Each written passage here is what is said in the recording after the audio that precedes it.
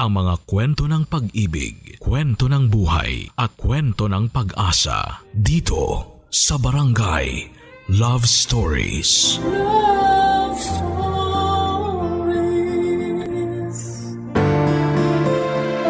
May mga taong mapanamantala at meron din namang handang tumulong sa iyo hanggang sa kanilang huling hininga. Sila yung mga tao na masasabi mong mahal ka talaga at sa bawat pagtulong nila ay wala silang hinihinging kapalit.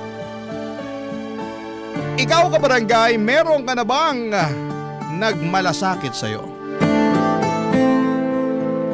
Dear Papa Dudut, kung meron mang tao na pasasalamatan ko ng husto hanggang sa kamatayan ko, yun ay walang iba kundi ang aking pinakamamahal na lola. Sa lahat kasi ng tao sa mundo ay siya ang nagpakita at nagparamdam sa akin ng pagmamahal. Kung hindi niya yon pinaramdam sa akin ay masasabi ko na baka naligaw na ako sa paglalakbay ko sa buhay na ito. Kaya naman malaki talaga ang utang na loob ko sa kanya, Papa Dudut. Bago ko ipagpatuloy ang pagbabahagi ng kwento namin ng lola ko, ay gusto ko munang bumati ng isang mapagpalang araw sa inyo at sa mga katulad kong panatiko ng Barangay Love Stories. Tawagin niyo na lamang po ako sa pangalang Gabriel. 32 years old at isang virtual assistant. Lumaki at pinanganak sa Pangasinan. Kasama ko sa tinitirhan naming maliit na barong-barong noong araw ang mga magulang ko at ang aking lola na nanay ng aking ina. Wala akong kapatid, solong anak lamang ako. Ang tatay ko ay nagtatrabaho bilang tricycle driver at ang nanay naman ay tumatao sa isang sanglaan sa bayan. Bali lola ko na halos ang nagpalaki sa akin. Dahil madalas abala ang mga magulang ko sa pagtatrabaho. Kaya nga hindi kataka-taka na makilola ako. Tapos nung tumungtong na ako sa edad na 18 anyos, ay iniwang kami ng nanay matapos niyang sumama sa ibang lalaki. Dahil sa nangyari, sobrang galit na galit ang tatay ko, Papa Dudut.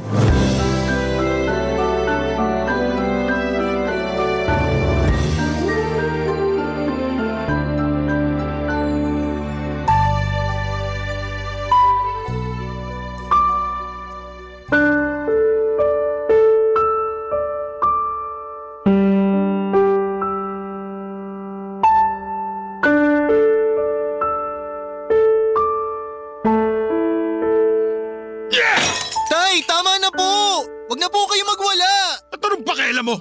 Pati ba naman pagwawala ko bawal sa pamamahay na to? Hindi naman po sa ganun, pero… Hindi raw ganun pero ganun na rin tinutubok mo.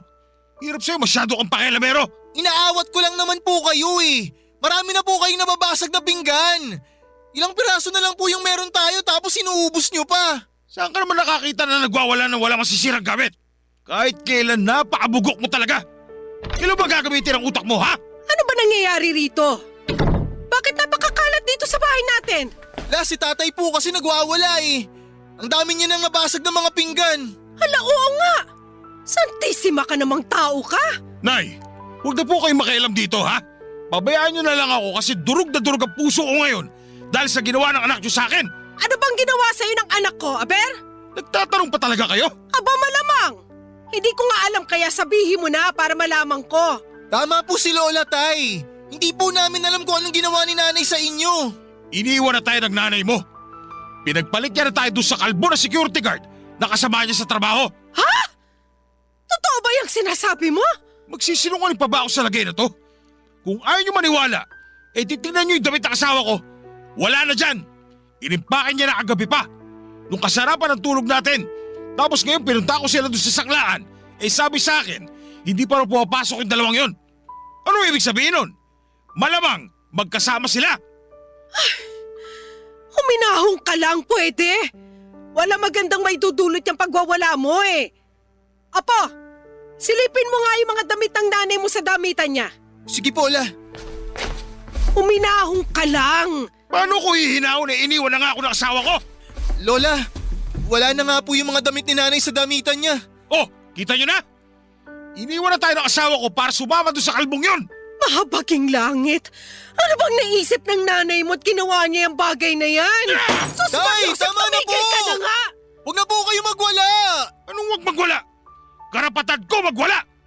Kung ayaw mo na binabasag ko yung pinggan dito, di mukha mo na lang babasagin ko. Tutal, kamukha mo naman yung nanay mong malandi. Halika rito! Tay, teka, wag po! Anong wag po? Halika rito para malaman mong hinahanap mong pakilamero ka! Pamusaktan ang apo ko! Maawa ka sa kanya!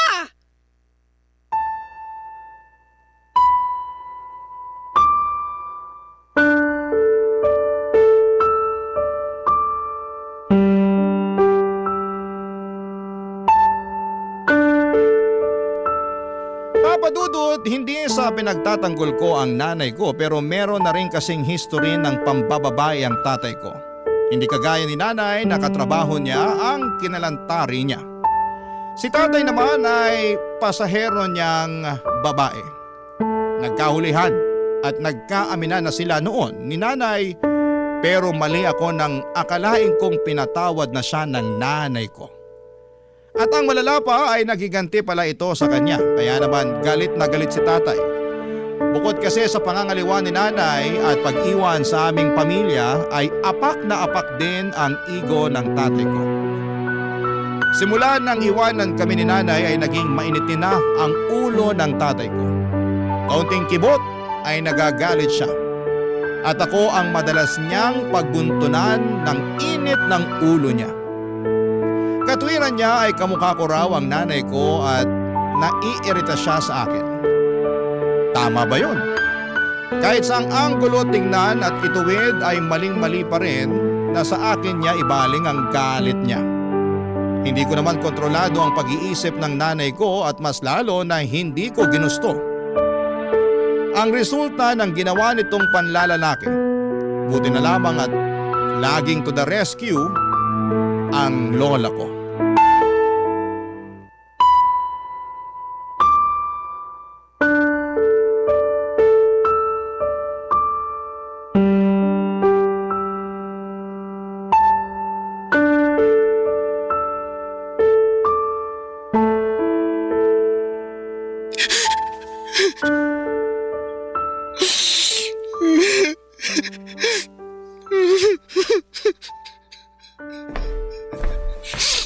Oh, apo, napano ka?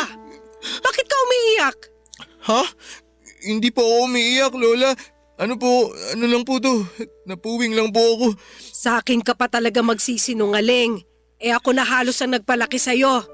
Ibig sabihin, kabisado ko yung pagtawa at pag-iyak mo. Alam na alam ko yan, kaya sabihin mo na sa akin yung totoo. Bakit ka umiiyak? Ay, sandali. Huhulaan ko. Tatay mo na naman ang dahilan, ano? Opo. At ano na namang ginawa sa'yo ng magaling na yon? Pinagsalitaan niya po ako ng hindi maganda eh. Tapos binatukan niya ako. Parang harang daw po kasi ako sa daanan niya. Sa lakas po nung pagkakabatok niya sa akin, nawalan po ako ng balanse. Natumba po ako. Sabay pinagtawanan niya pa po ako nung tumumba ako sa sahig. Sabi niya lalampa-lampa raw po ako. Nasaktan po ako pero pinigil ko po yung luha ko na tumulo. Ayoko po kasing makita niya na umiiyak ako sa harapan niya kasi siguradong sasabihan niya ako na bakla. Walang masama sa pagiging bakla. At natural na umiyak ka kasi nasaktan ka. Sumusobra na talaga yung tatay mo. Ano bang tingin niya sa'yo? Punching bag? Na pwede niyang suntok-suntokin? Batukan at sipain kung kailan niya gustuhin? Abuso ng tawag doon. Namimisikal na siya, hindi naman tama yon. Hindi ko nga rin po maintindihan si tatay kung bakit siya galit na galit sa akin eh. Hindi ko naman po kasalanan na iniwan tayo ni nanay, di ba? Oo naman. Hindi mo kasalanan. Ay, tungkol sa bagay na yan, Apo. Ang totoo, nahihiya ako sa iyo eh. Hiyang-hiya ako sa ginawa ng anak ko sa inyo. Lalo na sa iyo. Kasi ikaw yung lubos na apektado. Tapos ngayon, ikaw din ang pinagdidiskitahan ng tatay mo. Galit po ako kay nanay kasi iniwan niya tayo. Iniwan niya ako. Iniwan niya ako kay tatay. Alam naman niya na hindi talaga kami close ni tatay kahit noon pa eh. Pero iniwan pa rin niya ako. Galit din po ako kay tatay kasi wala naman akong kasalanan sa nangyari pero sa akin niya sinisisi lahat. Galit po ako sa mga magulang ko la. Napaka makasarili nila. Hindi na nila naisip kung ano yung mararamdaman ko. Hindi kita pipigilan kung yan ang nararamdaman mo. Kasi may karapatan ka naman talagang maramdaman yan. Malaki ang pagkakasala at pagkukulang sa iyo ng mga magulang mo, Apo. Lalong-lalo na ang nanay mo. Alam mo, nung nandito pa yan, palagi ko yung kinakausap at pinagsasabihan na magpakananay naman siya sa'yo. Nandun na tayo sa mahal kita bilang apo ko, syempre, pero hindi ibig sabihin nun ay ipapasa na niya sa akin ang responsibilidad ng pagpapalaki sa'yo. Siya pa rin ang nanay mo, kaya dapat lang na iparamdam niya sa'yo na mahal ka niya. Pero hindi na nga niya na iparamdam sa'yo, ay nagawa ka pa niyang iwanan para lang sumama sa ibang lalaki. Pero la, hindi na rin naman po natin kontrolado yung pag-iisip ni nanay, di ba? Para sa akin, hindi kayo nagkulang sa pagpapaalala sa kanya. Hindi kayo nagkulang na magsabi na magpakananay siya sa akin. Kaso talagang matigas yung ulo niya eh. Nagkataon pa na maling lalaki yung minahal niya.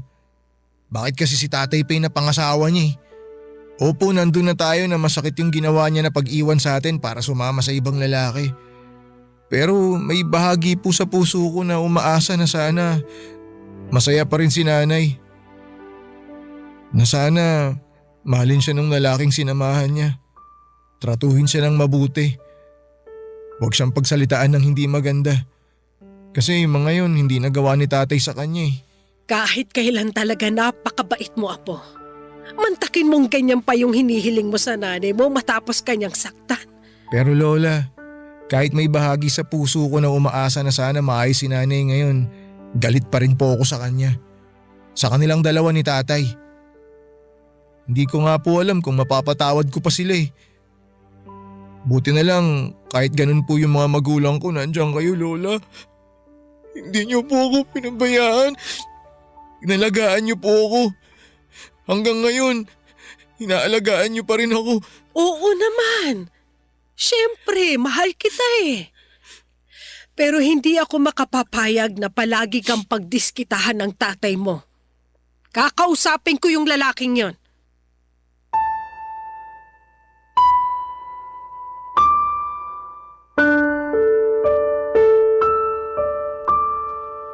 Papadudot, nasabi ko na lang tuloy sa aking sarili na kung wala ang lola ko para umalo sa akin ang mga panahong yun ay matagal na akong nasiraan ng ulo. Ang hirap lang kasing patuloy na intindihin ang pinanggagalingan ng tatay at nanay ko lalo na at hindi naman sila ang lubhang apektado ng sitwasyon. Ako naman na anak nilang hustong nahihirapan dahil sa bunga ng mga desisyon nila sa buhay. Kaya nga sa edad kong yon ay unti-unting nabuo sa puso ko ang magkahalong galit at tampo para sa aking mga magulang. Para po sa akin ay napakamakasarili nila at sobrang unfair. Buti na labang at nasa tabi ko ang lola ko na kahit no read and no write ay handang magsakripisyo para sa akin. Papadudot, simula kasi noong nanlalaki ang nanay ko ay inubos na ni tatay ang pera at kinikita niya mula sa pamamasada sa kanyang pambababae. Barangay Love Stories. Barangay Love Stories. Papadudot, bihira na lang magambag si tatay sa bahay para sa pagkain namin at pambayad ng bills. Nakikikabit na lamang kami ng kuryente sa kapitbahay namin, kaya nung wala na kaming maiabot na pera bilang pambayad, ay pinutulan nila kami. Wala na rin kaming nagawa dahil nga walang-wala rin kami ng panahong yon. Kaya upang magkaroon ng ilaw sa aming munting tahanan, ay gumamit na lamang kami ng gasera. Ang ilaw na nagmumula sa gaserang yon ang nagsilbi naming liwanag sa aming bahay tuwing sumasapit ang gabi. Sa liwanag din ito ako nag-aaral at nagsusulat ng aking mga takdang aralin. Kahit na mahirap ang buhay, noong araw ay ginapang ako ng lola ko sa aking pag-aaral. Kaya po ako nakapagtapos ng high school. At bagaman 20 anyos na ako noon, late na sa karaniwang edad ng mga graduate na dapat sa high school, ay proud pa rin ako sa aking sarili dahil napasa ko ang pag-aaral na ito. At si Lola naman ay naging masaya sa pagtatapos kong yon.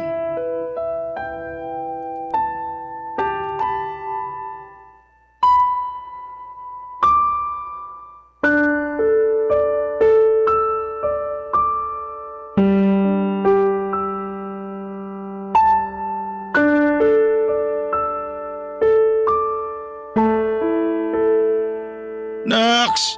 Sino mag-aakala na makakatapos ka sa high school? Akala ko habang buhay ka na dun eh.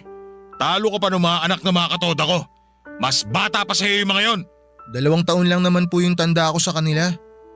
Di naman po masyado nagkakala yung agwat ng mga edad namin. Kahit na! Saan ka naman nakakita ng 20 anyos na pero nasa high school pa rin? Ikaw pa lang yung nakita ko ng ganon. Alam naman po natin kung bakit ako late natapos sa high school, di ba? Pahinto-hinto po ako sa pag-aaral. Kasi hindi naman importante sa inyo na makapagtapos ako eh. Aba, ba't bigla mo naman ako sinisisi dyan? Hindi ko po kayo sinisisi. Sinasabi ko lang po yung totoo. Totoo naman na hindi niyo sinusuportahan yung pag-aaral ko eh. Kasi busy kayo sa pambababae nyo. Mas ginagastusan nyo pa yung mga babae nyo kaysa sa akin na anak nyo. Oy, bakit? Mapapaligay mo ba ako katulad ng ginagawa nilang pagpapaligay sa akin? Talaga ba? Itatanong nyo yan sa anak nyo? Ayun na nga! Anak kita, kaya ano pa bang dapat kong asahan sa'yo? Yung mga babaeng yon, na ibibigay nila yung kaligayahan na hindi magawang ibigay ng magaling mong nanay kasi sumama siya sa ibang lalaki. Pero hindi pa rin po tama na mambabae kayo. Lalo na may anak kayong dapat sinusuportahan. Imbis na sa iba nyo binabaling yung atensyon nyo, pati na yung pera nyo, dapat sa pamilya na lang po natin ni Lola. Huwag mo nga akong diktahan kung paano ko gustong gastusin yung pera ko. Akin naman yon. Pinaghirapan ko yon at ni katiting wala kang ambag doon. Saka, kailan ka ba natutong manumbat? Yan ba natutuwa mo sa eskwelahan? Yung sagot-sagutin ng magulang mo? Kasi kung oo, aba, ipakausap mo sa akin yung teacher mo para matalakan ko at masabi na wala ka namang natutuhang tama. Kayo nga eh. Naturingang nakapag-aral din nung araw pero mukhang wala rin kayong natutunang mabuting asal sa eskwelahan. Aba, ang kapal ng mukha mo sabihin sa akin yan. Bakit? Porke nakapagtapos ka na ng high school kaya mo na sarili mo? Hoy, para sabihin ko sa'yo, anak lang kita at wala kang karapatan na pagsalitaan ako ng ganyan. Saka, wala ka pang may pagmamalaki. Saka mo na lang ako talakan ng ganyan pag marunong ka na kumita ng sarili mong pera. Teka, kailan mo pala balak magtrabaho ha? Hindi ko pa po naiisip yan. Naasikaso ko pa po yung requirements ko para makapag-aral ako sa kolehiyo. At plano mo pa talaga magkolehiyo? Sige, sino magpapaaral sa'yo ha? Bakit? Hindi niyo ako pag-aaralin? Ano bang nasingot mo tinatanong mo ako ng ganyan? Siyempre, hindi ang sagot ko dyan. Matik na yon. Pero, responsibilidad niyo po yun bilang tatay ko. Ano naman? Anong ano naman? Anong klaseng sagot yan? Responsibilidad niyo na pag-aralin ako, tay. Matagal ko nang tinalikuran yung responsibilidad na yun sa'yo. Kaya huwag mo na akong asahan pagdating sa bagay na yan. Tsaka, hindi ka pa ba nadala nung nasa high school ka pa lang? Mas madalas pa ako mabuisit sa pagmumukha mo kaysa matuwa sa'yo para maisip na bigyan ka ng pambaho sa eskwelahan, hindi ba? Kaya ewan ko ba naman sa'yo kung ano nang pumasok dyan sa utak mo. Ito, payo lang ha. Siyempre bilang tatay mo, imbis na pangarapin mo mag-aral sa kolehiyo, bakit hindi ka na lang magtrabaho? Mas magkakaroon ka pa ng pakinabang pag ginawa mo yung bagay na yon. Baka nga mas matuwa pa ako sa'yo. Ayaw mo ba nun?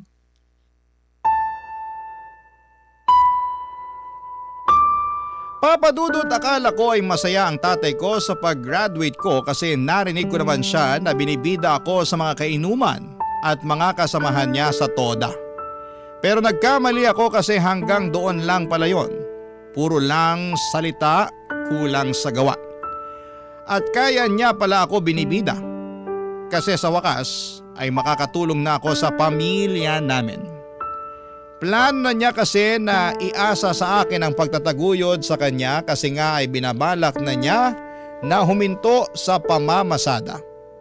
Normal lang naman siguro na sumama ang loob ko bilang isang anak, hindi ba? Kasi kung tutuusin, wala naman talaga siyang inambag para mairaos ko ang pag-aaral ko sa high school. Ang lahat ng pagsasakripisyo ay literal na pinasan ng lola ko. Kaya kung may dapat man akong pasalamatan ng husto, ay siya lamang. Wala nang iba.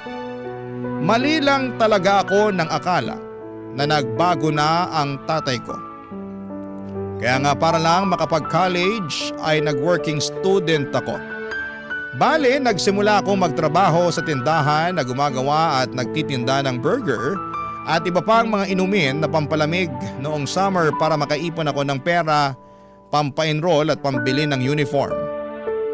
Kaya lang isang umaga'y bigla na lamang akong nagising. Nawala na yung pera na pinag-ipunan ko dahil kinuha ng magaling kong ama, Papa Dudut.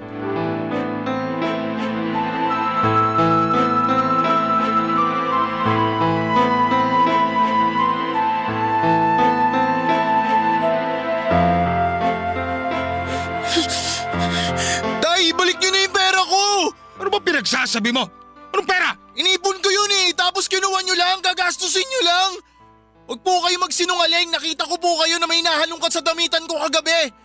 Hindi ko lang kayo kinausap kasi antok na ako nun. Kung alam ko lang na ninanakaw niyo na pala yung pera ko nun, sana pinigilan ko kayo. Kasalanan mo naman pala eh. Masyado ka makupad. Paanong kasalanan ko? Antok na ako nun. Pagod na pagod ako galing sa trabaho. Tapos pag nanakawan niyo pa ako, pinaghirapan kong ipunin yun eh. Pwede ba? Tigilan mo na ngayon ka pa ulit-ulit na ninakawan kita. Kung makapagsalita ka dyan, akala mo naman malaking halaga yung kinuha ko sa'yo. Magkano lang naman yon? Binilang ko. Wala pa nga yata 5,000. Pero sa akin, malaking halaga yun, Tay. Para yun sa pag-aaral ko eh. Pambili ko yun ng uniform at iba pang mga gamit. Marami akong paggagamitan ng pera. Yun tayo eh.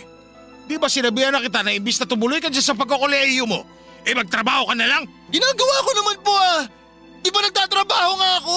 Nagtrabaho ka nga pero para pa rin dyan sa peste pag-aaral mo. Hindi ko tuloy alam kung bobo ka o ano eh. Kasi hindi ka nakakaintindi. Uulitin ko makinig ka mabuti. Sabi ko magtrabaho ka para sa pamilya natin. At kalimutan mo na yung pag-aaral mo. Wala ka naman patutunguhan dyan eh. Mag-aaksaya ka lang ng ilang taon. Hindi po pag-aaksaya ng panahon yung pag-aaral. Paano nyo nasasabi yan? Hindi nga kayo nakatungtong ng kolehiyo eh. Desisyon ko na hindi magkolehiyo kasi mahirap ang buhay namin nung araw. Mas pinili ko na lang magtrabaho para mabuhay kaysa magpakamatay sa pag-aaral na yan. Pag nakapagtapos ako, magtatrabaho pa rin naman ako eh. Kaya inunahan ko na lang. Saka, hindi ka talaga nakakaintindi no? Pinagtatrabaho na kita para kumita ka ng pera. Kasi nga mahirap yung buhay natin. Pero napakatigas ang bumbura mong bata ka. Mas gusto mo pa mag-aral kaysa magkaroon ka ng silbi sa buhay. Bakit hanggang labasan naririnig ko ang boses niyo magtatay? Ano ba nangyayari dito? Ito kasing apo nyo, sinasagot-sagot ako. Akala mo kung sino? Para bang hindi natuto ng mabuting asal sa eskwelahan? Tama bang lumabas sa magulang? Ano, sige nga! Totoo ba yung sinabi ng tatay mo, Gabriel? Sinasagot-sagot mo raw siya? Paano hindi ko po siya sasagutin, La?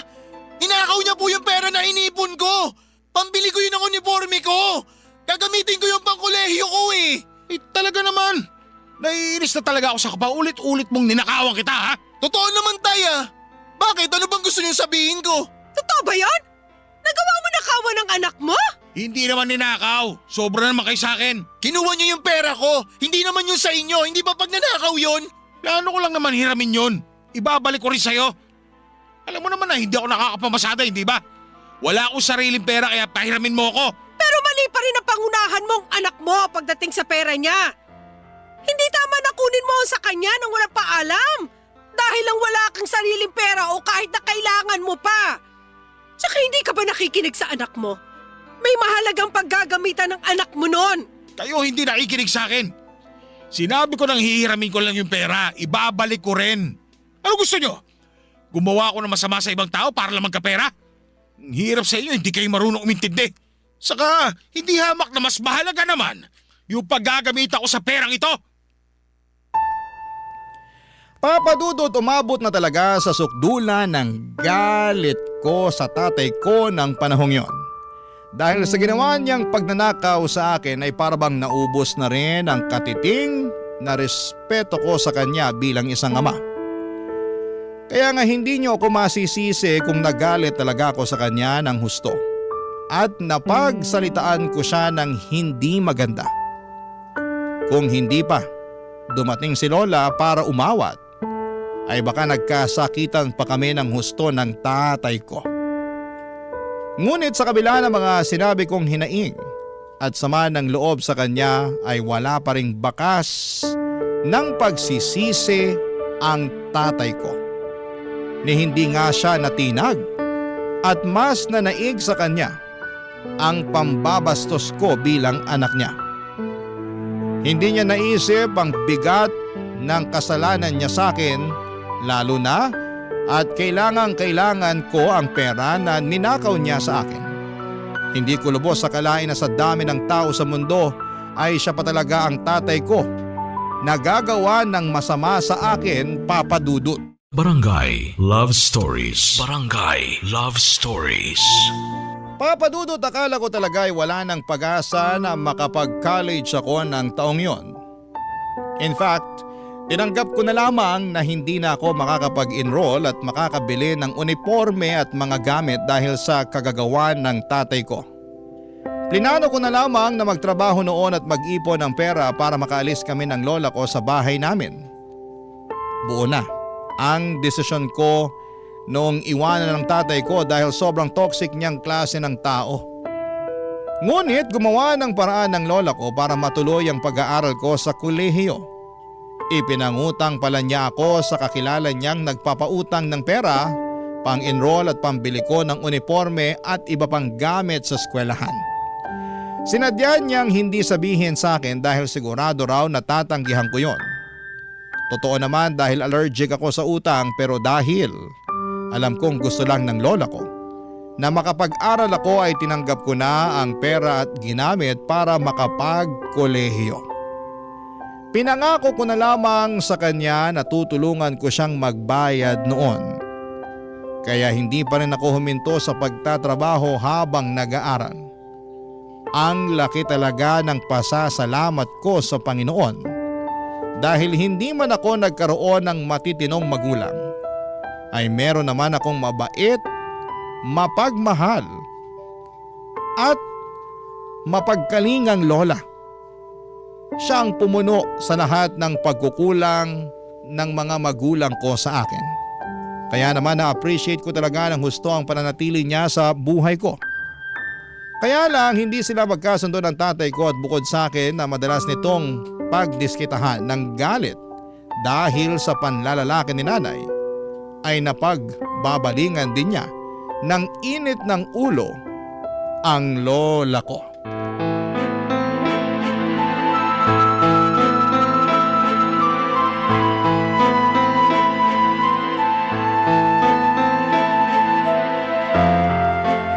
Puro matanda ka, ubusin ko talaga ang buhok mo! Aray ko, bitawan mo ako! Hindi kita bibitawan kasi naiirita ako sa pagbubunga mo! Ano bang ginawa ko sa'yo? Wala naman akong ginagawa sa'yo, ha? Bitawan mo ako, sabi! O yan! Masyado ka kasi pakilamera! Bobo ka, matanda ka! Pati pag-inom ko kasama mo akong pare ko, pinakikialaman mo! Kung bakit kasi hindi mo nalang pakialaman yung buhay mo! Hindi kita pinakikialaman! Nasa'yo pa rin ang desisyon ko, ipagpapatuloy mo yung pagbibisyo mo! Ang akin lang, sinasaway lang kita! Dahil panay na ang pagkakasakit mo, kakainom mo ng alak at kakasigarilyo! Anong pananaway? Pakikialam pa rin yung tawag doon! Pinaganda mo lang! Parang awa mo na! Huwag mo ako saktan, matanda na ako! Wala akong pakialam! Dapat sa'yo, turuan ng leksyon para magtanda! Teka, Tay! Anong ginawa niyo kay Lola? Bakit ganyan ang itsura niya? Huwag kang pakialam dito! Anong huwag makialam? Sinaktan niyo ata si Lola eh! Masyado mo namang mahal na mahal itong matandang hukluban na to! Gusto mo magsama kayo eh! O yan! Lola! Ayos na po ba kayo? Ayos lang naman ako, pero masakit lang ng konti ang ulo ko. Masyado naman kayo madrama! Eh hanggang kayo nakakapit pa rin naman dyan sa ulo niyo yung buhok niyo! Ano bang pinagsasabi niyo? Sa tingin niyo sinong di masasaktan sa ginawa niyo? Sobra naman kayo kay Lola! Di na kayo naawa sa kanya? Alam niyo nung matanda siya tapos pinatulan niyo pa? Kung alam mo lang kung gaano kapakilamera yung matandang yan, eh sigurado akong masasabunutan mo rin yan! Baka nga hindi lang yun! Baka masutok mo pa yan! Kilabutan nga kayo sa mga pinagsasabi niyo! Wala na ako noon! Hindi ko naman siya pinakikialaman. Sinasaway ko lang siya kasi nga, lagi na lang siya nagkakasakit kakabisyo niya. Mabuti sana kung may pambayad tayo palagi sa doktor at pambili ng gamot. Eh nag-aalala lang naman pala siya sa inyo eh! Tapos sinaktan niyo? Kung ano-ano pa sinabi niyo sa kanya? Kayo tay, sumusobra na kayo ha! Basta! Para sa akin, pakikialam yon. Saka, sino ka ba matanda ka para pangimasukan ng buhay ko? Hindi mo naman ako anak! Saka baka nakakalimutan mo malaki pa atraso mo sa akin! Anong atraso ko na pinagsasasabi mo? Matanda ka na nga talaga kasi nag-uulanin ka na! Mas malalaman ko kung sasabihin mo. O sige, para magkaalaman na tayo. Makinig ka mabuti ha, kasi hindi ko na ito ulitin. Yung anak mo na nang iwas sa akin nun, hindi ko pa rin nakakalimutan yung ginawa niyang yun sa akin hanggang ngayon. At sa tuwing naalala ko yun, mas tumitindi yung galit ko sa'yo kasi sa'yo siya nang galing. Walang kasalanan si Lola sa ginawa ni nanay sa inyo! Bakit ba si Lola sinisisi nyo? Hindi makatuwiran yung ginagawa nyo kay Lola, tay! Tumigil ka, Gabriel! Wala kang alam sa nangyayari! Ako pa ngayon ang walang alam sa nangyayari? Ayos ah! Para lang alam nyo, tay! Kayo ang walang alam! Hindi ko alam kung hindi nyo talaga alam o nagbubulag-bulagan lang kayo! Dinadagdagan nyo pa yung mga kasalanan nyo sa akin! Ang hirap kasi sa inyo, akala nyo sa inyo umiikot yung mundo! Hindi kayo perfecto, tay! Hindi kayo santo! Kung umasta kayo, kala nyo kayo yung biktima rito ah! Alam nyo, kung meron dapat nasisiyan kung bakit nagkagulo ng ganito yung buhay natin, walang iba kundi kayo!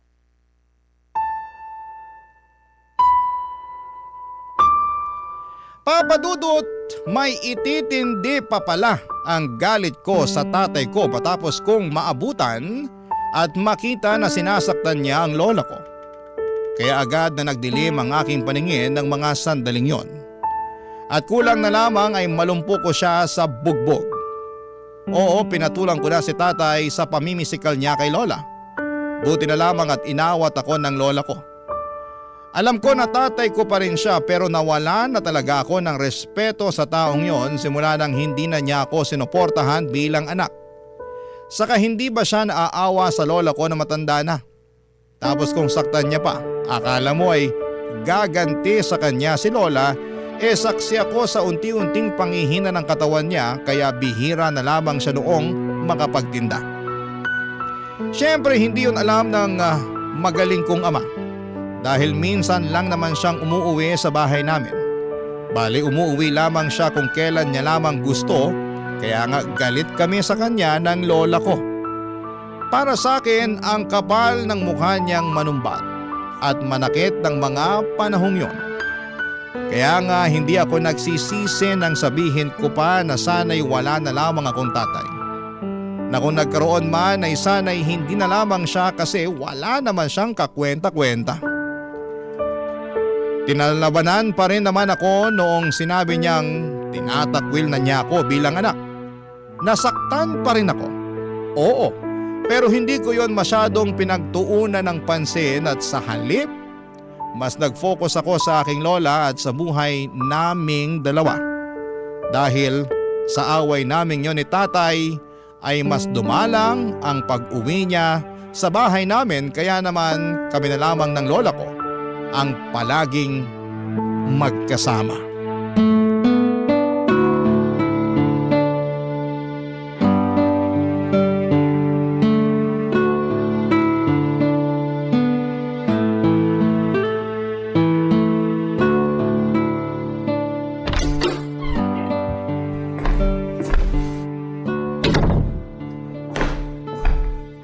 Nandito na po ako, La.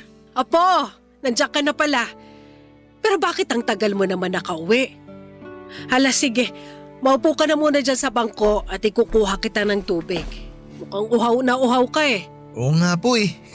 Uhaw na po talaga ako, Lola. O ayan na po. Salamat po, Lola. Pasensya ka na kasi hindi malamig. Hindi na ako nakabili ng yelo sa tindahan gawa ng maulan kanina, maputik yung daan. Ayos lang po kahit hindi malamig. Basta may tubig na iinumin. Inumin ko po muna, La. Sige.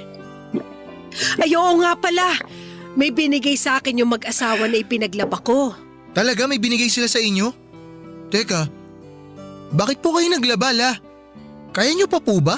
Ay oo naman, palagay mo sa akin. Lola, nag-aalala lang naman po ako sa inyo. Kasi baka sumakit yung balakang nyo kaya mapagod kayo ng gusto. Ayoko naman po mangyari yun. Kaya hanggat maaari, gusto ko na nandito lang po kayo sa bahay tsaka tumigil na kayo sa pamamasukan. Kaya ko pa naman. Tsaka ayoko iasa sa'yo lahat lalo't nag-aaral ka pa. Kaya tutulong pa rin ako sa abot ng makakaya ko. Tsaka ayos lang naman ako. Huwag ka masyado mag-alala sa akin. Sige po, sabi niyo eh. Pero ano po ba yung binigay sa inyo? Ito na nga. Ayan, oh. Nasa plastic na yan. Sandali, buksan ko muna. Ayan oh! Mga delata, noodles, biskwit, chocolate drink. Wow! Yung ibang dilata rito, Lola, mamahalin. Talaga? Opo. Ito po yung nakita ko sa TV na gustong gusto kong tikman kasi mukhang masarap. Pero di ko naman po kayang bilhin kasi sobrang mahal, parang ginto. O ayan, matitikman mo na, apo. Oo nga po, Lola, ang dami nito. Kaya nga, binigay sa akin kasi wala na raw kumakain sa kanila. Tsaka masyado rin yata ang marami yung binili nila eh. Bibili na raw sila ulit ng bago. Kaya ayan, binigay sa akin.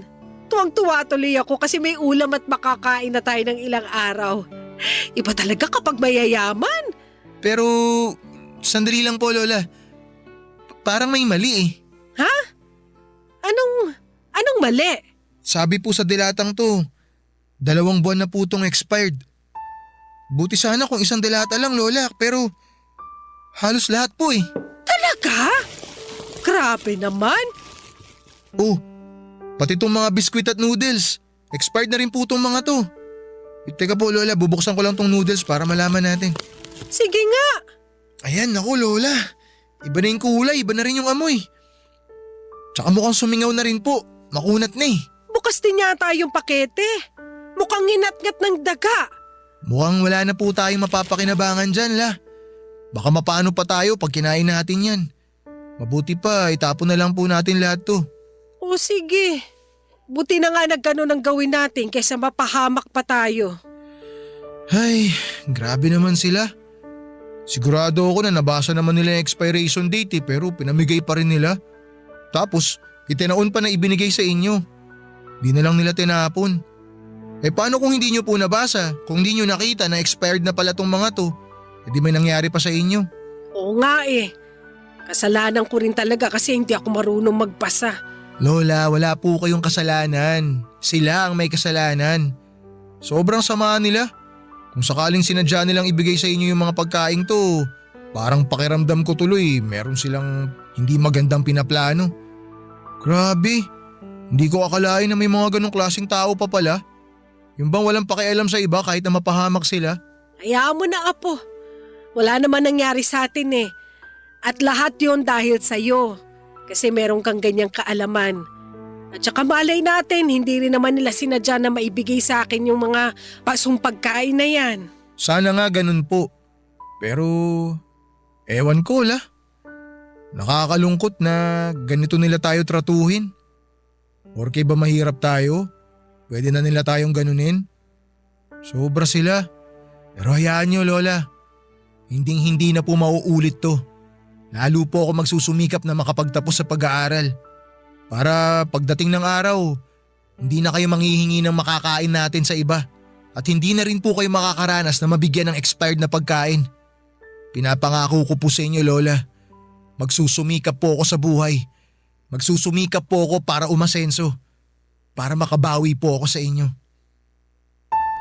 Papa Dudut, naniniwala ako na sinadya nilang ibigay kay Lola ang mga pasong pagkain dahil alam nilang hindi ito aalma at malugod niya itong tatanggapin.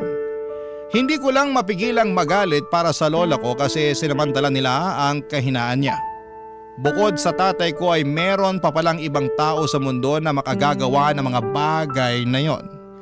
Kaya simula noon ay mas nagpursige na ako sa aking pag-aaral at pagtatrabaho para maibigay ko sa lola ko ang mga pangangailangan niya at naming dalawa. Hindi naging madali ang aking pinagdaanan upang makapagtapos sa kolehiyo. Pero lahat ay kinaya ko kasi ang lola ko ang nagsilbi kong lakas at inspirasyon. Kaya nga hindi nagtagal ay nakagraduate na rin po ako, Papa Dudut. Doon na nagsimula ang pagsisikap ko ng husto sa paghahanap ng matinong trabaho at kahit na sinubok muli ang pamilya namin. Matapos mamatay ni tatay, At noong nagka-pandemic ay nanatili pa rin kaming magkasama at magkasangga ni Lola. Mahal na mahal ko ang lola ko at masaya ako na maibigay sa kanya ang lahat ng mabubuti at magagandang bagay na hindi pa niya nararanasan simula pagkabata. At isa na nga doon ang makapag-travel kami sa abroad. Nakakatuwa ang lola ko lalo at first time niya ring makakita ng snow nang pumunta kami sa Japan. Tapos ay naulit pa yon ng ilang pa naming mga travel abroad para maranasan at makita niya na malaki ang mundo at hindi lang umiikot sa probinsya namin sa Pangasinan. Kaya lang, nito lamang June 2025 ay tuluyan ng humina ang katawan ng lola ko kaya hindi na kami nakakapasyal at nakakapag-travel katulad ng dati. Madalas sa isa bahay na lamang kami para mabantayan ko siya habang nagtatrabaho. Sa ngayon po ay sinusulit na lang namin ang mga nalalabing araw na malakas pa siya dahil palagi niya sa aking sinasabi na anumang sandali ay baka mamaalam na siya. Siyempre nalungkot ako at nasaktan pero ayokong may pagsisihan. Kaya nga nag-decide akong sumulat sa inyong programa upang tuparin na rin ang kahilingan ni Lola na maiere ang aming istorya. Hanggang dito na lamang po ang sulat ko, Papa Dudut. Maraming salamat sakaling mapili po ninyong basahin sa Barangay Love Stories. God bless and more power sa inyong lahat at sa mga kabarangay natin. Ang inyong kapuso at kabarangay forever, Gabriel. Anong say mo sa Barangay Love Stories na ito? Pagkwentuhan natin sa comment section yan. Ang mga kwento ng pag-ibig, kwento ng buhay at kwento ng pag-asa dito sa Barangay Love Stories. Love Stories.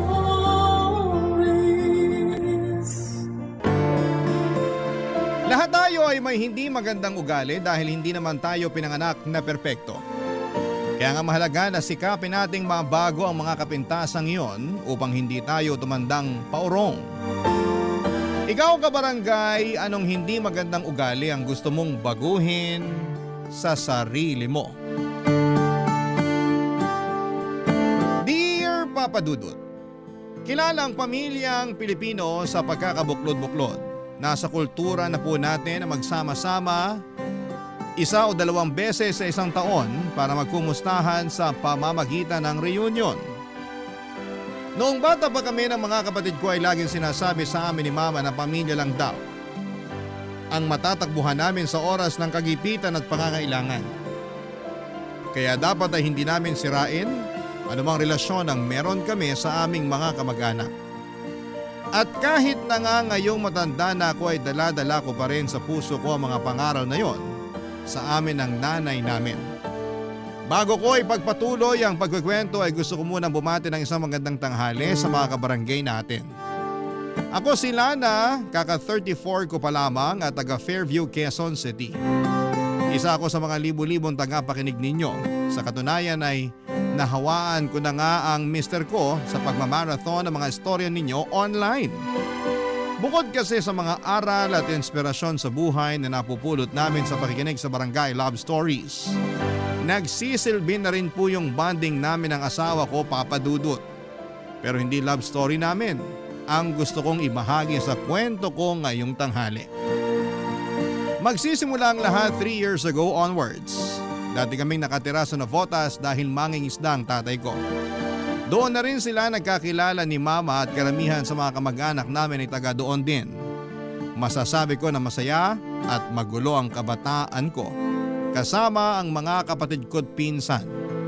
Hindi po kami mayaman pero laging pinaghahandaan nila Mama at ng mga kapatid niya ang Pasko at bagong taon kung saan ay nagsasama-sama kami para kumain at magpalaro. Yon ang kaugaliang kinalakhan ko. Kaya inakala kong perpekto ang aming pamilya.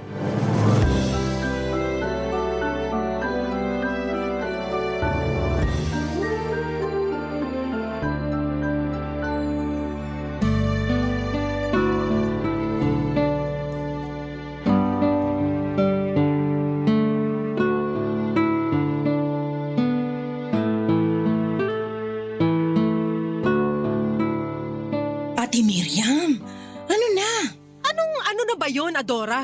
Kailan mo planong pansinin yung nanliligaw sa'yo dun sa may water refilling station? Dinig ko, gustong-gusto ka raw noon. Tsaka, biyudo yun, kaya ayos na rin. Ano pa pinagsasasabi mo? Kilabutan ka nga. Bakit ako magpapaligaw ay may asawa akong tao? Santisimong babaeng to? Ay, alam naman natin na hindi na magtatagal yung buhay ng asawa mo. Manahimik ka nga! Matakot ka nga sa Diyos! May takot ako sa Diyos, ano? Lagi nga ako nagsisimba tuwing linggo at nagro-rosaryo gabi-gabi. Kung totoo yung sinasabi mo, sana alam mo sa sarili mo na masama yung iniisip mo. Hindi porke may sakit ang asawa ko, ganyan mo na tratuhin. Masyado ka namang ano. Ikaw lang naman inaalala ko. Ano nga ko inaalala mo? Siyempre, masarap kaya yung may kasama sa buhay lalo na pagtanda natin. Ako nga nakatatlo na eh. Madali kasi akong magsawa kaya pag ayoko na pinapalitan ko na. Ikaw yun! Magkaiba tayo. Mahal ko ang asawa ko. At kahit na ano mangyari, hindi ko siya ipagpapalit sa iba. Kaya ko naman ang sarili ko. Tsaka may mga anak ako, hindi ko kailangan maghanap ng ibang kasama. Hindi naman garansya na makakasama mo pa dito sa bahay niyo yung mga anak mo, lalo na pag nagsipag-asawa na sila. Nandito na po ako. Wala na. Bakit ngayon ka lang, nak? Ay, heavy traffic po kasi kaya medyo ginabi ako. Tapos may hinuhukay pang kanal dun sa main road kaya isang kalsada lang yung nadadaanan. Hassle nga po eh. Uy, Tia, nandito po pala kayo sa bahay. Oo, nakikipagkwentuhan lang naman ako dito sa nanay mo. Talaga po? Gusto ko na nga paalisin tong tiyahin mo eh. Nakakainis kasi yung mga sinasabi. Grabe ka naman ate. Tungkol saan po ba yung pinag-uusapan nyo kung ayos lang malaman? Ayos lang naman, pero baka pati ikaw mainis. Napakasulsul mo talaga. Bakit maiinis si Nana? Sigurado ako na pag nalaman niya baka nga matuwa pa siya at pasalamatan ako. Tungkol saan nga po kasi yun, Tia? May nagkakagusto kasi sa mama mo. Yung may-ari ng water refilling station dun sa kanto. Biyudo yun. Malaki na rin ang mga anak. Sinabi ko lang naman dito sa nanay mo na magpaligaw na. Kasi syempre, hindi natin sigurado ang buhay. Sobra naman po kayo. Buhay pa po yung tatay namin. Konting respeto naman. Anong konting respetong pinagsasasabi mo? Bastos po kasi yung sinabi nyo. Ano bastos dun? Lahat bastos. Hindi ko alam kung paano nyo nakuhang sabihin yun eh. Alam nyo na nga may pinagdadaanan yung pamilya namin dahil sa pagkakasakit ni Papa. Imbis na mapagaan nyo yung loob namin, lalo nyo lang pinabibigat. Depende yon kung paano nyo tatanggapin. Minasama nyo. Kaya kasalanan nyo yun. Talaga namang, ayaw pang tumigil ah. Huwag mo na lang patulan yung tiya mo. Baka hindi pa yan nakakapaghapunan eh. Mabuti pa umuwi ka na sa inyo, Adora. Baka nga hinahanap ka na ng mga anak mo eh. Anong oras na oh? Uuwi naman talaga ako Pero, pautakin mo muna ako ng bigas. Gawin mo ng 3 kilo pero sa sunod na linggo na yung bayad Dali na para makauwi na ako.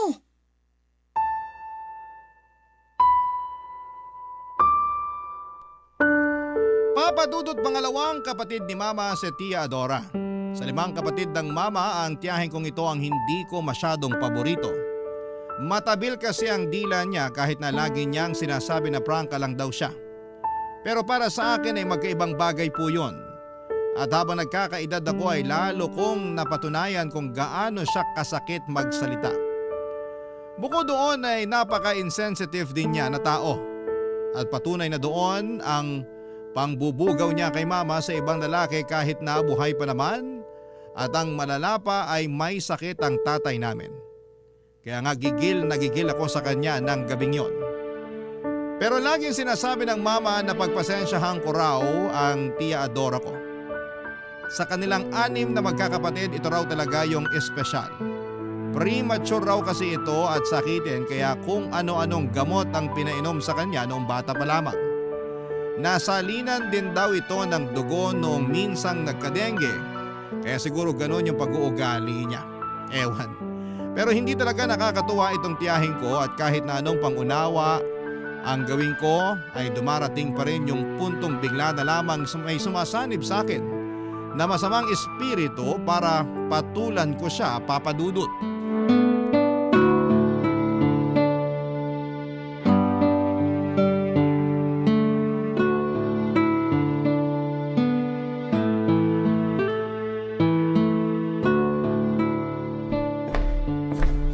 Ate! Ate, nandiyan ka ba sa tindahan nyo? Ay, tiya, kayo pala. Wala po si mama, namalengke po. Ay, ganun ba? Pwede ba akong makautang? Ano pong uutangin nyo? Panlaba lang sana. Sabong bareta tsaka powder. Ay, samahan mo na rin ng sabong mabango, pampaligo tsaka shampoo at conditioner. Sige po, pero kailan nyo po planong bayaran? Grabe ka naman. Di ko pa nga nagagamit yung mga inutang ko. Tinatanong mo na kung kailan ko babayaran. Huwag niyo po sanang masamain. Siyempre, pinapaikot lang ni mama yung puhunan ng tindahan. Babayaran ko naman kayo ah. Masyado kong sigurista. Ilang beses niyo na po kasing sinabi yan, pero hanggang ngayon wala pa rin kayong inaabot na pambayad. Yung inutang yung bigas, sabi niyo babayaran niyo sa susunod na linggo. Hanggang ngayon, wala pa rin. Tapos pumatong na lang yun sa mga utang niyo nung nakaraang buwan pa. Madadagdagan na naman po ngayon. Wala na pong space sa listahan niyo, oh. Di isulat mo sa likod. Late-late na bagay pinoproblema mo. Huwag naman po kayong ganyang magsalita. Paano hindi ako magkakaganito? Akala mo ang laki-laki ng kasalanan ko sa inyo kamag-anak nyo naman ako. Kaya nga po pinagpapasensyahan namin kayo kapag delay yung bayad nyo kasi kamag-anak namin kayo. Ito na po yung mga kinuha nyo, tiya. Pinlastik ko na rin para di na po kayo mahirapang bitbitin. Ay, salamat naman. Buti naisip mo yan. Walang anuman po. Ingat po kayo. Sandali. Maalala ko lang. Parang malapit ka nang mag-birthday, di ba? Po? Opo. Sa susunod na buwan na yon. Buti pa kayo naalala nyo. Ako kasi nakalimutan ko na. Ay, syempre. Tanda ko lahat ng birthday ng mga pamangking ko, no? Okay po. Pero, ilang taong ka na ba sa birthday mo? 30? Hindi po, 32 na po ako noon. Nako, lalagpas ka na pala sa kalendaryo. May masama po ba doon? Meron! Lalo na hanggang ngayon wala ka pa rin pinapakilala sa mama mo. Kailan mo ba kasi planong mag-asawa? Asawa agad? Wala pa nga po akong boyfriend. Di sige, boyfriend. Kailan ka ba magbo-boyfriend? Tia Adora. Wag mo na akong lilinyahan na wala ka pa namang hinahabol na deadline kasi ipapaalala ko lang sa'yo na hindi ka na bumabata. May expiration yung matres nating mga babae kung plano mo magkaanak. Baka mahirapan ka na. Sige ka. Alam ko naman po yun. Alam mo naman pala bakit hanggang ngayon wala ka pa ring boyfriend? Siguro babae gusto mo, no? Huling check ko sa sarili ko, lalaki pa rin naman po. Kaya nga lumandi ka na. Gayahin mo ako. Talo pa kita Ano pong gagayahin ko sa inyo? Yung mabilisan yung pagpapalit ng mga lalaki? Hay, sobra ka naman sa sinabi mo. Huwag niyo na po kasing problemahin yung tungkol sa pagkakaroon ko ng boyfriend. Darating din po tayo doon. Baka nga magulat na lang kayo kasi naunahan ko na kayo magpakasal. Ay, nakakainis ka naman Alis na nga ako rito bago pa masira ang araw ko. Sige po, ingat po uli kayo. Baka makatapa kayo ng jackpot lalong masisira araw nyo. Papadudot taon-taon na lang laging kinukumusta ni Tia Adora kung kailan ko planong mag-asawa. Yun bang parang may pa-countdown siya na malapit na raw lumagpas sa kalendaryo ang edad ko. Akala mo naman ay may makukuha kong premyo sakaling magka-boyfriend na ako o makapag-asawa tulad ng gusto niyang mangyari. Kahit na sanay na ako sa mga tanungan niyang ganon, papadudot, ay hindi ko pa rin mapigilang ma-stress lalo na may pinagdadaanan ng pamilya namin dahil sa pagkakasakit ni Papa. Tapos ay sumasabay pa talaga siya. 5 ang mga anak ni Tia Adora, 25 anyos ang panganay at 8 taon naman yung bunso. May naging karelasyon siyang mga lalaki at nagkaanak sa mga ito, pero kapwa hindi nauwi sa kasalan. Bale sa una niyang kinasama 3 ang naging anak niya at sa pangalawa naman ay 2. Hiwalay na rin naman siya doon at noong mga panahong yon ay meron na siyang boyfriend na mas bata sa kanya ng 15 taon. 43 years old na ang tiyahin ko at 28 naman na yung boyfriend niya. 3 taon lang ang tanda sa panganay niya. At lagi niyang binibida na talo pa raw niya ako dahil sa edad niyang yon ay may asim pa siya at ibubuga sa mga lalaki. Barangay Love Stories. Barangay Love Stories. Papa Dudut, hindi naman ako nakikipagkompetensya sa tiyahin ko. At kahit na may sinasabi sa kanya yung iba naming kamag-anak dahil sa pagiging bida-bida niya, ay hindi ko na yon ginagatungan pa lalo't hindi ganoon yung tinuro sa amin ng mga magulang namin. Kaya nga sa abot na makakaya ko ay pinapalagpas ko na, Papa Dudut, ang mga sinasabi ng tiya ko at pinagpapasa Diyos ko na lamang na sana'y magbago na siya. Mabilis na lumipas ang 2 linggo pero hindi bumuti ang lagay ng tatay namin. Sa katunayan ay labas-masok na rin siya noon sa ospital at nagsimula lang yon sa ubo at lagnat na nauwi sa pulmonya. Noong huling beses na dinala namin siya sa ospital ay huling beses na rin pala na makikita namin siyang buhay, Papa Dudut. Ang sakit mawala ng magulang pero inisip na lang namin na nakapagpahinga na siya sa piling ng Panginoon. Pinagtulungan naming magkakapatid ang burol at libing ng tatay namin. Kahit na malungkot ang aming pamilya ay nagpapasalamat pa rin kami sa Diyos. Dahil binigyan niya kami ng pagkakataon na makasama si Papa ng ilang taon bago niya ito bawiin sa amin. Kahit na iniwan na kami ng tatay namin, nanatiling matatag ang aming pamilya. Nangako kami ng mga kapatid ko sa isa't isa na hindi namin pababayaan ang mama namin. Pero lagi namang sinasabi ni mama na kaya niya ang sarili niya at ayos lang daw kung gusto na naming mag-asawa o bumukod. Malalaki na rin kasi kami at nasa tamang edad na rin.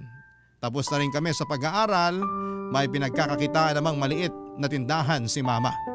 Pero pinangako ko sa sarili ko na habang wala pa akong asawa ay babantayan ko ang mama namin at aalagaan ko siya. Mabilis nga na lumipas ang 3 buwan at nakarating sa kaalaman ko na patuloy pa rin kinukulit ng tiyahin ko si mama na magpaligaw gayong wala na raw naman ang tatay namin. Grabe kung hindi ba naman talaga tinamaan ng lintik, Papa Dudut.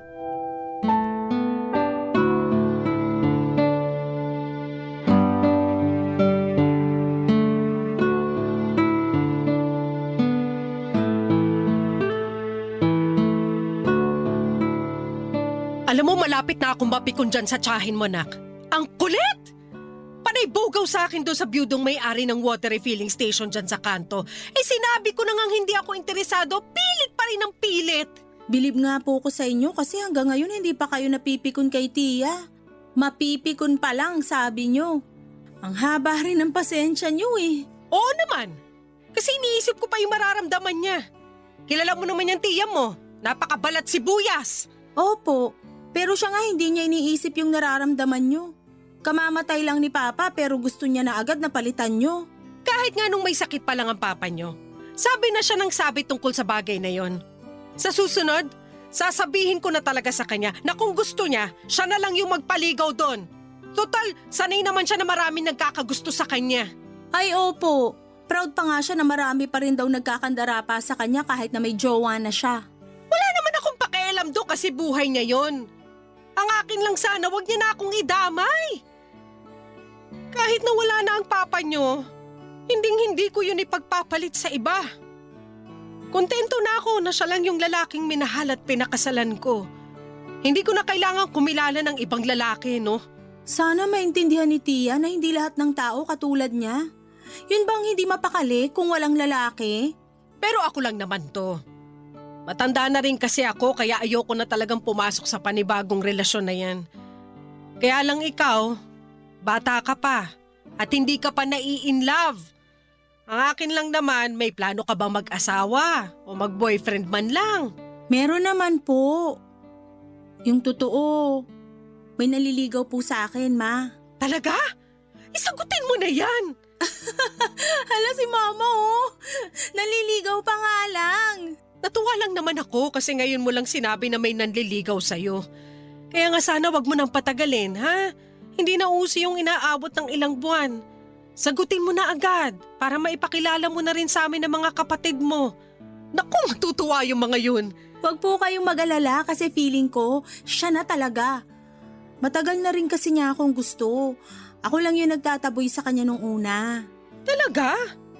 Bakit mo naman siya tinataboy? Kasi naiinis ako sa pagiging mahangin niya. Pero habang unti-unti ko siyang nakikilala, nalaman ko na mabait naman pala talaga siya. Maginoo at magalang. Sigurado ako magugustuhan niyo rin siya sakaling ipakilala ko na siya sa inyo. Kung ganon, excited na ako. Basta balitaan mo ko sakaling sinagot mo na siya, ha? Magluluto ako ng masarap pag pumunta siya rito sa bahay natin. Sige po. Pero pwede ba ngayon na kayo magluto ng masarap? Namimiss ko na po kasi yung special sisig niyo eh. Nung nakaraang araw pa ako nagkikrave noon. Nako, at naglambing na nga atong anak ko. Sige na po. Ako na magbabantay sa tindahan habang nagluluto kayo. Damihan niyo po ng sili ah. Gusto ko yung maanghang. Oo, nadamihan ko talaga para pag humingi yung tiya mo ay mapaltos yung bibig niya sa anghang. Manaman! Joke lang. Pero kilala mo naman yung tsahing mong yun. Kahit 5 bahay yung layo sa atin, naaamoy niya pa rin kung ano yung niluluto nating ulam. Lalo na kung masarap. Oo nga po. Maya-maya pupunta na siya rito na may dalang platito. Oo, tapos masahol doon may panibago na naman siyang uutangin sa tindahan natin. Ay, nako! Si Adora talaga! Papa Dudut, tuwang-tuwa si Mama nang malaman niyang merong nanliligaw sa akin. Sa katunayan ay gusto na raw niyang sagutin ko yon para naman may pakilala ko na sa kanya.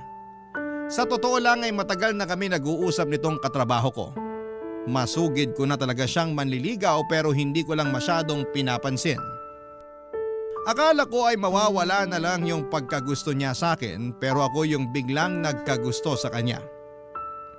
Siguro'y ginayuman niya ako pero hindi naman ako nagrereklamo. Masarap naman talagang ma-in love kaya nga pagkalipas lang ng 2 linggo, Papa Dudut, ay binigay ko na sa kanya ang matamis kong oo. As usual ay nakarating sa buong angka namin na sa wakas ay may boyfriend na ako. At nung araw nga na dinala ko siya sa bahay para ipakilala kay Mama at sa mga kapatid ko abay biglang umiksena si Tia Dora. Nakala mo'y kung sinong nakapagtanong sa boyfriend ko. Ang malala ay tungkol pa sa personal niyang buhay ang mga tinanong ni Tia. Katulad ng ilan silang magkakapatid, may business raw ba ang mga magulang ni boyfriend at kung magkano raw ang sinasahod niya. Katwiran ni Tia Adora ay concern lamang daw siya sa akin. Kung kaya ba niyang buhayin ang pamangkin niya kapag nagpakasal na kami. Nakakaloka. Hindi nagtagal ay na-engage kami ng boyfriend ko at nagpakasal na rin kami, Papa Dudut. Nang mga panahong yon ay may bahay na kami na binigay ng parents ng asawa ko sa kanya. Pero i-renovate pa lang namin kaya sa bahay muna kami tumira. Kasama si Mama lalo na noong nabuntis ako. Inabot din ng 1 taon ang renovation pero dahil cesarean ako ay pinili ko muna magstay sa bahay namin para maalagaan ni Mama. Ang hirap din kasing kumilos kung ako lang mag-isa. Lalo na at sariwa pa yung tahi ko. Pero nakaraos din naman ako at hindi nagtagal ay sumapit yung araw ng pagpapabinyag namin sa aming baby. Pero hindi ko akalain na pati yun ay guguluhin ni Tia Adora nang mag-imbita siya ng sandamakmak niyang mga kazumba sa binyag ng anak ko para makikain, Papa Dudut.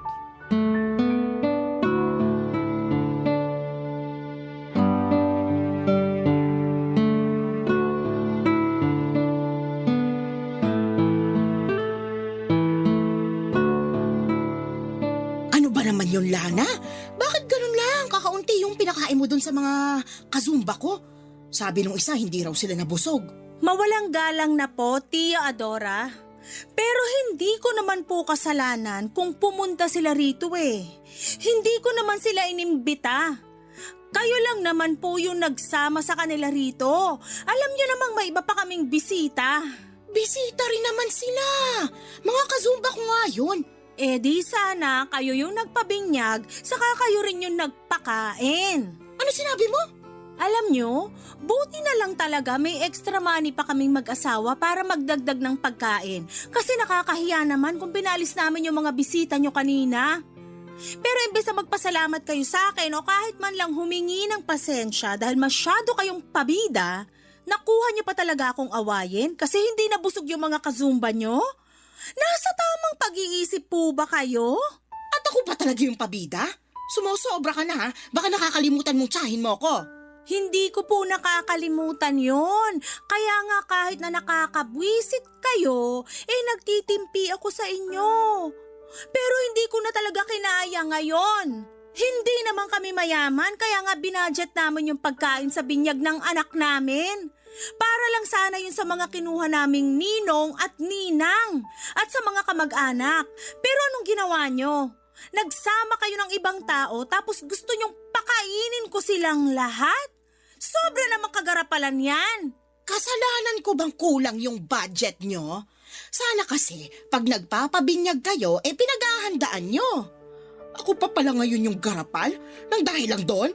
Aba, nakakasama ka ng loob ah. Ay wow, kayo pa talaga yung masama ang loob? Kamusta naman kaya yung pakiramdam ko? Naisip niyo man lang ba yon bago sumama ang loob niyo sa akin? Feeling ko hindi, kasi ganyan naman kayo. Wala kayong pakialam sa ibang tao, kahit mga kamag-anak nyo. Kasi sarili nyo lang yung palagi nyong iniisip. Hindi totoo yan ha. Huwag kang mag-imbento. Hoy Adora, ginawa mo pa talaga sinungaling yung anak ko? Halos lahat ng kamag-anak natin alam yung pag-uugali mo. Huwag mo namang kampihan yung anak mo, Ate Miriam. Sinong kakampihan ko, ikaw? Alam mo matagal kong iniwasan na masaktan ng damdamin mo Kaya hindi kita madalas pinapatulan. Nagtitimpi ako sa'yo kasi magkapatid tayo at ayoko masira ang relasyon natin pero nakakainis ka na talaga. Pati binyag ng apo ko hindi mo pinalagpas. Ano ba kasing kinakagalit nyo? Pagkain lang naman yun. Kahit siguro ano talagang paliwanag namin, hindi mo maintindihan yung punto rito. Hay nako, ewan ko sa inyo mag-ina. Makakarating sa iba nating kamag-anak na inaway nyo ko at pinagsalitaan ng kung ano-ano. Tingnan natin kung hindi kayo masira sa kanila. Lalo ka na, Ate Miriam. Akala mo kung sino ka. Di magsumbong ka! Gusto mo samahan pa kita? Tara! Grabe ka na talaga sa akin Yung ugali mo ang mas grabe! Ang tanda-tanda mo na pero wala ka pa rin pinagkatandaan. Sana naman bago ka mang-insulto ng kapwa mo, matuto ka namang manalamin nang sa ganon, makita mo rin kung gaano kadumi ang pag-uugali mo. Ang hirap sa'yo, masyado ka nagbubulag-bulagan. Tama po si Mama. Sana ma-realize nyo yon bago pa mahuli ang lahat. Wala akong dapat ma-realize dito kasi alam ko sa sarili ko na wala akong ginawang mali. Ang yayabang nyo porque umasenso lang kayo ng konti. Tandaan nyo na laging binababa ng Diyos sa mga mapagmataas. Wala pong nagmamataas dito. Kung meron, baka kayo. Sumusobra ka na talaga, Lana. Hindi mo na ako ginalang. Hindi ka rin kasi marunong gumalang sa iba. Kaya paano ka igagalang ng anak ko? Mabuti pa umuwi ka na sa inyo. Sige na! Mabuti pa nga. Ayoko na makita yung mga pagmumukha nyo. Papa Dudut, hindi ko na nga napigilan ang sarili ko na pagsalitaan ng masakit ang tiyahin ko dahil sa ginawa niya. Walang respeto na kung yon ang gusto niyang itawag sa akin pero harap-harapan na niya akong binastos dahil sa ginawa niya. Mabuti na lang talaga at nagawan pa rin namin ang paraan na mapakain ang lahat ng mga in-invite niya na wala naman sa listahan namin. Pero syempre napagastos kami ng malaki ng asawa ko. Hindi naman kami mayaman kaya nga hanggat maaari ay binabudget namin ang aming pera. Pagkatapos ng insidenteng yon ay naggalit at nagtampo sa akin si Tia Dora. Hindi niya ako kinausap at narinig ko na lamang na chinichismis niya kami ni Mama sa iba naming mga kamag-anak, Papa Dudut. Pero mas marami siyang sinasabi tungkol sa akin na kung ano-anong hindi magaganda sa pandinig tulad ng maramot daw ako, gahaman at hindi na aasenso. Alam ng mga kamag-anak namin na hindi yun totoo dahil matulungin akong tao. Pero sinabi ng mister ko na wala naman daw akong dapat na patunayan kasi alam din naman nila kung gaano kagarapal ang tiyahin namin. At habang tumatagal, Papa Dudut, imbis na magbago ay lalong lumalala ang ugali niya sa pagiging chismosa, Papa Dudut. Barangay Love Stories. Barangay Love Stories.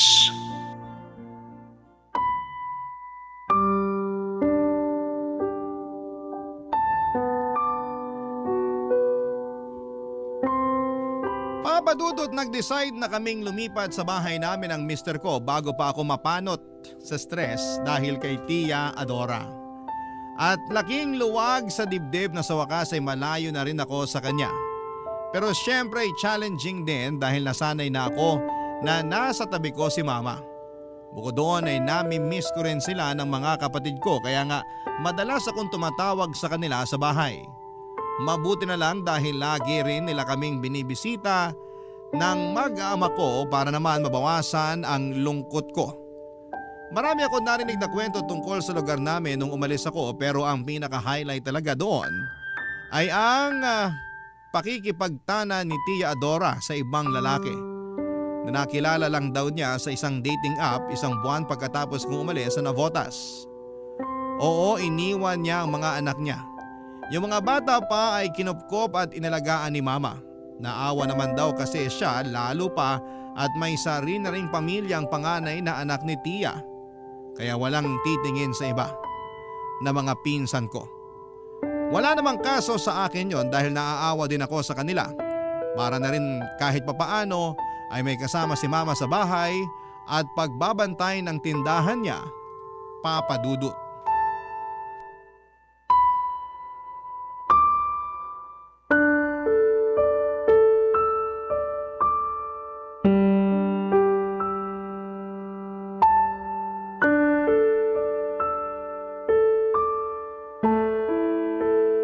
Nasaan na kaya si Tia Adora, no? Hindi na ba talaga siya uuwi? Kawawa naman po yung mga anak niya. Ewan ko. Wala sa aming nakakaalam kung saan siya pumunta. Hindi rin naman magawang tumawag kahit man lang kumustahin yung mga anak niya. Grabe. Hindi ko akalain na meron palang mga magulang na kayang abandonahin yung mga anak niya para lang sa isang lalaki. Kaya nga eh. Lahat kami ng iba mong tiyahin at tsuhin nagulat din. Ano pong sabi ng boyfriend ni Tia? Yun nga. Nalaman namin na hiniwalayan na niya pala. Kasi raw napansin niya ng lalaki na. Bukod doon, ginagatasan lang daw siya at madalas awayan kapag wala siyang maibigay na pera. Kawawa rin. Pero buti na lang natauhan. Kasi bata pa naman yun. Baka makakilala pa siya ng mas matinong babae na pwede niyang pakasalan kesa dun sa tiyahin mo. Ay, si Tia po talaga yung may problema rito. Hindi siya mapakali pag wala siyang ibang lalaki. Kaya siguro lagi silang naghihiwalay ng mga kinakasama niya noon. Ay oo.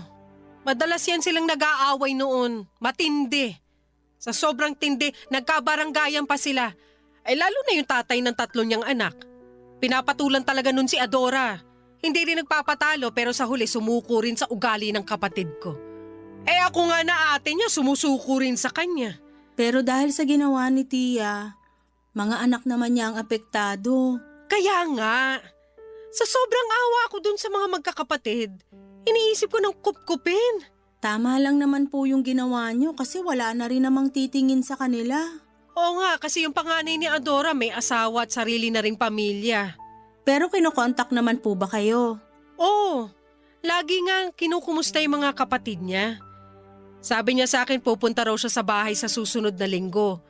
Mag-iipon lang daw sila ng pamasahe. Bakit po? Saan na ba sila nakatira ngayon? Umuwi pala sila ng probinsya ng asawa niya, dun sa Bohol. Naku, ang layo na rin pala ng tirahan niya. Oo, pero lagi naman siya nakikipag-usap sa mga kapatid niya sa cellphone. Lalo na ngayon. Kahit siya hindi rin makapaniwala sa ginawa ng nanay nila Sabi pa nga niya sa akin na baliw na raw si Adora. Pero sana ma-realize ni Tia na mas mahalaga pa rin ang mga anak niya kaysa dun sa bago niyang lalaki. Sana nga. Kaya lang dinig ko, mapera rin yung bago niya Kaya siguro nakipagtanan siya ron. Matakot pa rin siya sa karma. Baka isang araw singilin na lang siya ng kapalaran dahil sa pag-abandona niya sa mga anak niya. Sana nga talaban ng konsensya yung tiyahin mong yun para maisip niya pa rin yung tama. Kasi sabi mo nga baka makarma siya.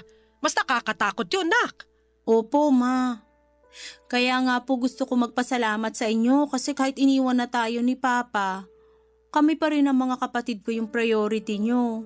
Oo naman. Kasi mga anak ko kayo at mahal na mahal ko kayo.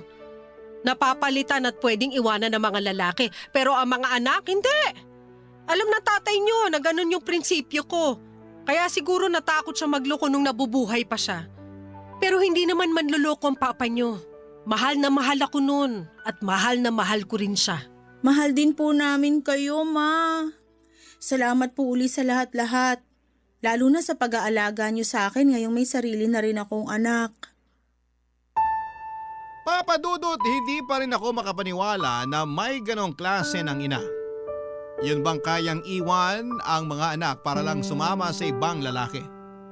Tuluyan na ngang nawala ang katiting na respeto ko kay Tia Adora dahil sa ginawa niya sa mga pinsan ko. Ang hirap lang kasi na lagi raw siyang hinahanap ng bunso niyang anak. Wala namang maisagot si Mama kundi ang umalis at baka hindi na bumalik pa. Papa Dudut, awang-awa ako sa pinsan kong yon dahil nakakatulugan na lang daw ang pag-iyak. Lumipas pa ang isang taon at hanggang sa sumapit itong 2024 around March nang makarating sa amin ang balita na may kamag-anak daw kaming nakakita kay Tia Adora na nasa Taytay Rizal at namamalimos na. Pero hindi raw nila nakausap dahil paglapit nila ay mabilis daw itong tumakbo papaalis. Nag-alala naman kami ni Mama nang malaman yon kaya kami na mismo ang pumunta noon at nagbaka sakali na makita namin siya. Pinagtanong-tanong namin ang kinakaroonan niya at makaraan nga ang isang buwan na paghahanap ay may nakapagturo naman kung saan siya matatagpuan. Dinala kami ng aming paghahanap sa isang maliit na paupahang kwarto sa bayan ng Angono. Doon namin natagpuan ang aming hinahanap.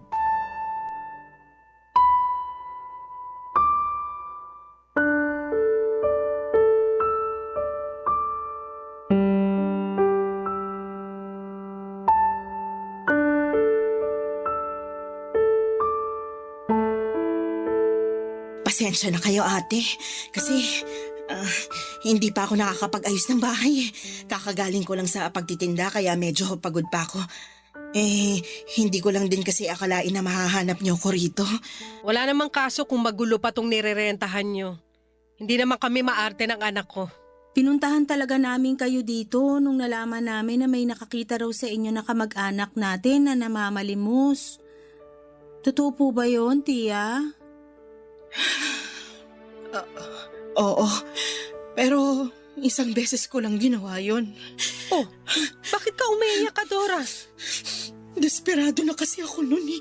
Wala nang tindahang nagpapautang sa amin eh. Gutom na kami ng anak ko. Ilang araw na kaming hindi kumakain.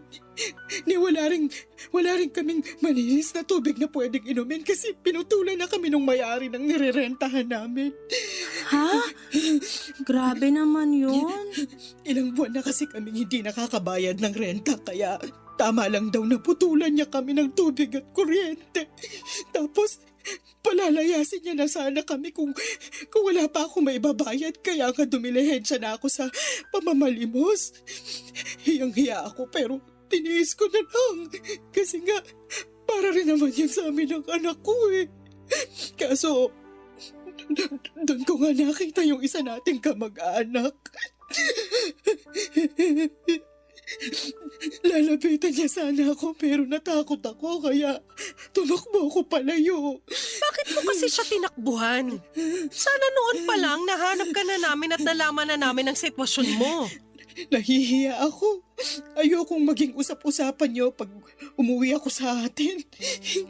Wala na akong mukhang ihaharap sa mga kamag-anak natin kasi kasalanan ko naman eh. Siguro nga ito na yung karma ko kasi iniwan ko yung mga anak ko. Ang sama-sama akong ina. Tahan na po, Tia. Lahat naman tayo nakakagawa ng mali eh. Pero sobra-sobra yung pagkakamaling nagawa ko. Piruin mo, inabandon ako yung mga anak ko para sumama sa ibang lalaki. Kaya siguro pinarusahan ako ng Diyos kayo nang kunin niya sa akin yung anak ko. Anong ibig mong sabihin? Namatay na yung anak namin nung nakaraang buwan lang, ate. Mahapaging hangit. Nagkasakit siya. Lumala kasi hindi ko agad nasugod sa ospital. Tapos, huli na nung nadala ko. Ang hirap. Ang sakit mawala ng anak. Tapos humingi ako ng tulong sa barangay para maipalibing yung anak kong namatay kasi walang-wala talaga ako. Hindi ko na nga siya naiburol. Tapos, yung natirang pera sa donasyon nila sa akin ginamit ko pampuhunan para makapagtinda-tinda ako. Pinakiusapan ko rin yung may-ari ng nirerentahan ko na huwag akong paalisin kasi baka sakali na ako matulog. Buti na lang naawa siya sa akin. Bakit kasi hindi ka na lang umuwi sa atin sa Navotas? Hinihintay ka rin ng mga anak mo. Nahihiya nga kasi ako sa inyo. Siguradong pagtatawanan ako ng iba nating mga kamag-anak.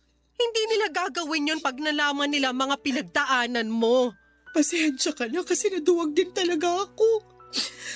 Hanggang ngayon, hiyang-hiya ako sa inyo ni Lana pero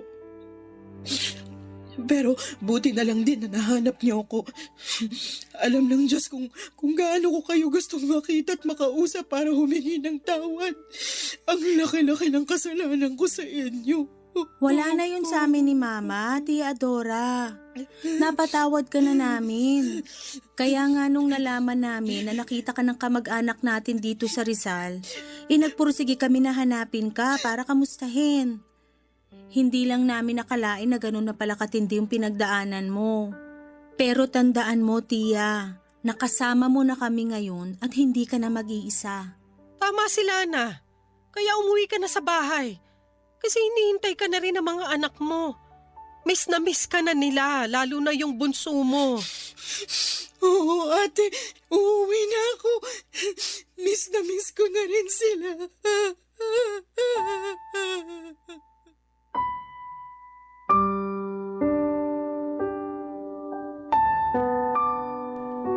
Papadudot awang-awa kami ni Mama sa mga sinapit ni Tia Adora. Ayon pa sa kanya ay naging malupit daw ang kinakasama niya noon.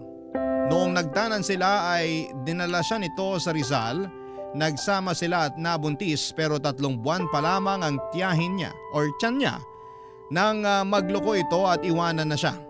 Nalaman niyang nagsisinungaling lang pala ito sa kanya noong sabihin itong mapera ito kasi may negosyo.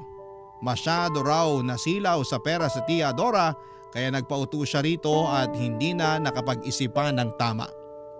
Kaya nga noong karmahin siya at magkasunod-sunod ang kamalasan sa buhay niya ay pinagsisihan niya ng husto ang mga kasalanan niya.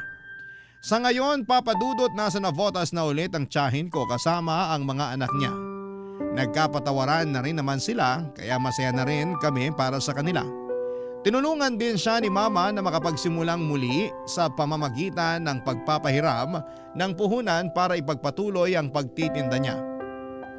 Kaya nga meron na ring pinagkakakitaan si Tia Adora na siyang pantustos niya sa mga pangangailangan nila ng mga anak niya.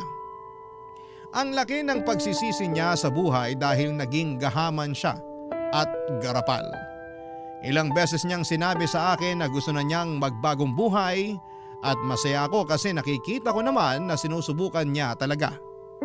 Tulad ng sinabi ko ay napatawad ko na siya sa mga kasalanan niya sa amin. Sa huli, pamilya pa rin namin siya at pamilya ay laging nagtutulungan at hindi nagtatanim ng galit sa isa't isa. Hanggang dito na lamang po ang sulat ko, Papa Dudut, at sana'y kinapulutan po ito ng aral at inspirasyon ng mga kabarangay natin sakaling mapili po ninyong i-ere sa inyong istasyon. God bless sa Barangay Love Stories and more power sa inyong lahat. Lubos na gumagalang ang inyong forever kapuso at kabarangay, Lana. Barangay Love Stories. Barangay Love Stories. Kwentuhan naman tayo dito sa comment section. Nagustuhan ng iyong napakinggan? Ituloy yan via live stream sa www.gmanetwork.com/radio.